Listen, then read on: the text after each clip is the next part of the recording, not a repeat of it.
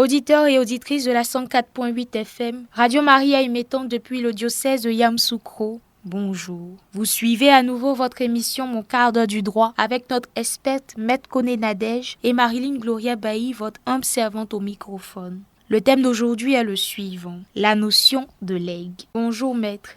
La dernière fois, nous nous sommes attardés à comprendre la notion de legs. Vous nous avez défini ce que c'est que le testament. Vous nous avez dit si le testament était oui ou non révocable. Vous nous avez cité et défini les différents types de testaments qui existent. Vous nous avez un peu parlé de comment tout cela se mettait en pratique. Aujourd'hui, vous avez bien voulu nous parler de la notion de legs. Nous vous laissons alors la parole pour pouvoir nous entretenir sur le thème de ce jour.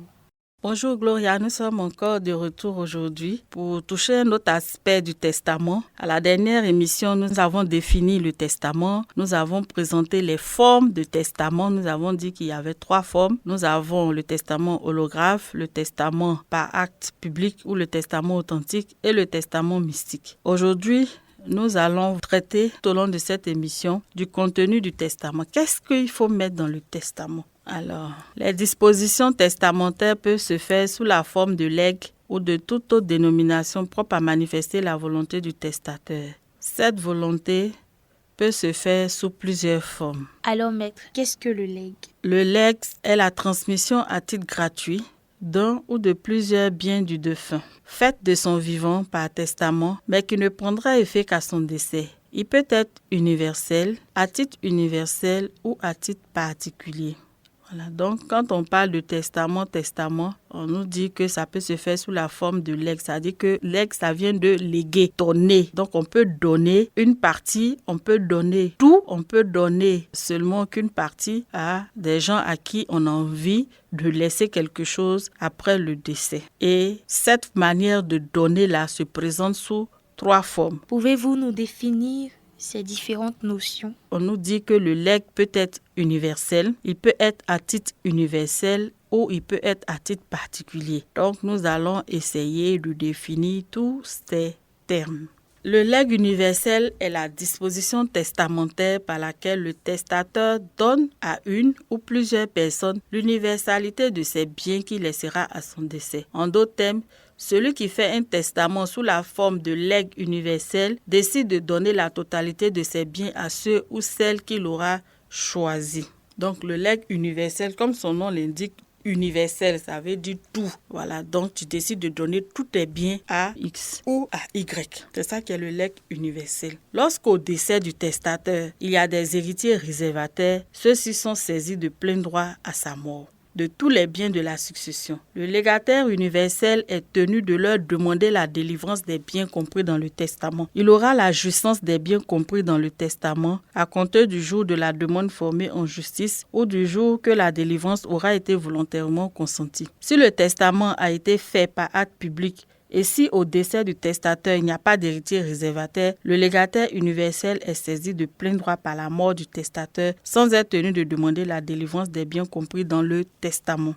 Dans l'hypothèse où au décès du testateur, il n'y a pas d'héritier réservataire et si le testament est fait sous la forme holographe ou mystique, le légataire universel est tenu de se faire envoyer en possession par une ordonnance du président du tribunal mise au bas d'une enquête à laquelle est joint l'acte de dépôt. Le légataire universel en concours avec un héritier réservataire est tenu des dettes et charges de la succession du testateur personnellement pour sa part et portion et hypothécairement pour le tout. Il est tenu d'acquitter tous les legs sauf le cas de réduction prévue au titre de la réserve héréditaire et de la réduction des dons et legs. Qui sont les héritiers réservataires? Je vois la notion revenir souvent dans cette partie de l'émission. Les héritiers réservataires dont on parle, et comme son nom l'indique, ce sont des héritiers qui ne peuvent être écartés de la succession. Des héritiers réservés, voilà. Ils ne peuvent être écartés de la succession. On ne peut pas les écarter de la succession du défunt. On dit qu'une part de la succession leur est réservée. On peut citer par exemple les enfants, si la personne décède, qu'elle ait des enfants, ces enfants-là sont des héritiers réservés. Ce sont des héritiers dont les droits ici sont réservés. Ils sont protégés par la loi. Et c'est pour ça qu'on dit réservé. C'est déjà réservé d'avance par la loi elle-même. Aujourd'hui aussi, avec la nouvelle loi sur le mariage, le conjoint survivant aussi devient un héritier réservataire. Donc, si vous êtes marié sous le régime de la communauté de biens, le conjoint survivant, c'est-à-dire que l'époux qui reste, qui survit, c'est celui-là aussi devient un héritier réservataire. Ses droits aussi sont réservés et déjà déterminés par la loi. Donc, la loi nous explique que si vous voulez donner la totalité de vos biens à quelqu'un, il n'y a pas de problème. Mais s'il y a des héritiers réservataires, c'est-à-dire que s'il a laissé des enfants ou un conjoint survivant ou d'autres bénéficiaires que la loi déjà a défini comme étant héritier réservataire, alors pour pouvoir bénéficier des biens que le défunt a laissés pour vous, il faut en faire la demande aux héritiers. Donc vous n'aurez la jouissance, vous ne pourrez jouir, vous ne pourrez avoir le bénéfice de ce bien-là qu'à partir du jour où les héritiers vous l'auront mis à disposition ou à partir du moment où, s'il n'y a pas d'héritier à la mort, il n'y a pas d'héritier réservataire, en ce moment-là, la jouissance est immédiate. Maintenant, si les héritiers ne vous ont pas mis à disposition le bien de façon automatique et que vous devez en faire la demande au tribunal, alors vous attendez. À partir du moment où vous faites la demande au tribunal, c'est à partir de ce moment-là que vous allez jouir de votre bien. Le légataire universel, c'est-à-dire que le bénéficiaire des biens que le défunt a donnés, il va concourir avec un héritier réservataire. Si en face de lui, il y a un héritier réservataire, alors il est tenu aussi des dettes et des charges de la succession du testateur. Donc, il ne vient pas prendre sa part d'héritage et puis il s'en va. Et puis, c'est une seule personne qui va supporter les dettes. Non. Ils vont supporter ensemble les dettes et les charges de la succession. Personnellement, lui, sur sa part et la portion qui lui revient. Et si c'est une hypothèque à prendre, ils seront supporter la garantie pour le tout. Maître, qu'en est-il des legs à titre universel? Le legs à titre universel, par contre, c'est celui par lequel le testateur lègue une quote-part des biens dont la loi lui permet de disposer. Ça peut être une moitié, un tiers, ou tous ses immeubles, ou tous ses biens, meubles, ou une quantité fixe de tous ses biens, meubles et immeubles. Tout autre legs ne forme qu'une disposition à titre particulier que nous verrons ultérieurement. Le légataire à titre universel est tenu de demander la délivrance aux héritiers réservataires, à défaut d'eux au légataire universel et à défaut de ceux-ci aux héritiers appelés dans l'ordre établi au titre des successions, la loi ayant déjà établi l'ordre des successions. Le légataire à titre universel est tenu comme le légataire universel des dettes et charges de la succession du testateur personnellement pour sa part et portion et hypothécairement pour le tout. Lorsque le testateur ne dispose que d'une quotité de la portion disponible et qu'il le fait à titre universel, le légataire est tenu d'acquitter les legs particuliers par contribution avec les héritiers désignés par la loi.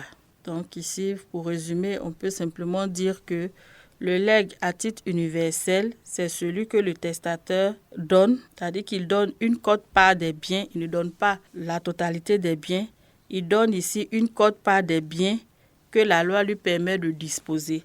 Par exemple, si lui-même il dispose de la moitié de ses biens, alors en ce moment-là, c'est cette moitié-là qui peut décider de donner.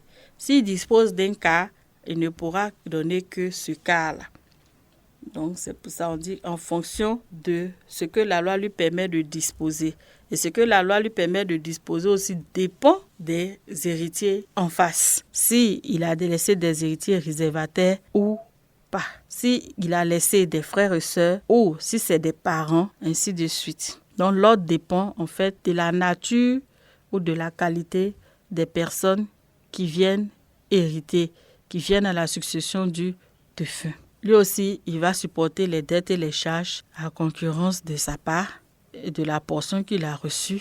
Et si c'est pour une hypothèque, c'est sur l'ensemble qu'il s'engage. Maître, nous arrivons au troisième type de legs qui est le legs particulier. Comment peut-on le définir? Le legs particulier, pour finir, c'est celui qui consiste à laisser par testament un ou plusieurs biens déterminés à une ou plusieurs personnes désignées. Par exemple, je peux léguer mon véhicule à Monsieur X, mes avoirs sur mon compte bancaire à Madame Y. Le bénéficiaire du legs particulier doit toujours s'adresser aux héritiers réservataires ou aux légataires universels pour demander la délivrance de son legs. Ce n'est qu'à partir du jour de cette demande qu'il pourra profiter du bien qui lui aura été légué. Par ailleurs, contrairement aux autres legs, le bénéficiaire du legs particulier n'est aucunement tenu des dettes du testateur. Donc, le legs particulier, c'est celui qui consiste à donner par testament un ou plusieurs biens. C'est-à-dire que je peux donner peut-être mon véhicule, comme je disais tantôt, mon véhicule à quelqu'un qui est nommé X. Je peux donner un autre bien qui m'appartient à une autre personne nommée Y. Et je peux donner autre chose. En fait, je peux faire la répartition de mes biens comme bon me semble. Voilà, donc je peux donner telle chose à X, telle autre à Y. Donc j'essaie de répartir mes biens entre plusieurs personnes, ou même je peux donner à une personne. Et le bénéficiaire aussi, pour pouvoir jouir de ça, doit toujours s'adresser aux héritiers réservataires, s'il y en a, ou aux légataires universels. On a déjà vu que le légataire universel, c'est lui qui hérite de tous les biens. Voilà, donc pour demander la délivrance. Donc c'est à partir de cette demande qui est faite que le bénéficiaire de ce legs particulier-là pourra jouit de son bien. Et contrairement aux autres formes de legs, qui est le legs universel, le legs à titre universel, le bénéficiaire du legs particulier n'est pas tenu des dettes du testateur. C'est-à-dire, lui ne supporte pas les dettes. Lui vient, il en profite uniquement, mais il ne supporte pas les dettes. Alors que le légataire universel et le légataire à titre universel, eux, ils supportent les dettes. Nous sommes au terme de cette émission liée à la meilleure connaissance de quelques notions en droit des successions. Il était question aujourd'hui de comprendre la notion de legs, qui est une disposition testamentaire. Nous adressons nos remerciements à notre invité expert du jour, Maître Koné Nadège, notaire titulaire de la première charge près la section de tribunal de Toumaudi, pour son exposé très enrichissant, et à vous, chers auditeurs et auditrices de la 104.8 FM, pour être restés à l'écoute. Nous vous informons que vous avez la possibilité de poser vos préoccupations en rapport avec le thème de ce jour sur la page Facebook de Radio Maria Côte d'Ivoire ou d'appeler au numéro suivant 05 82 35 36 ou au 07 58 46 90 39 afin de permettre à notre experte de vous répondre lors de notre prochain rendez-vous sur les ondes de Radio Maria Côte d'Ivoire. N'hésitez donc pas à nous faire part de vos préoccupations, situations que vous vivez en rapport avec les thèmes développés lors de nos émissions. Merci encore d'avoir été des nôtres et bonne suite de programme sur les ondes de Radio Maria Côte d'Ivoire.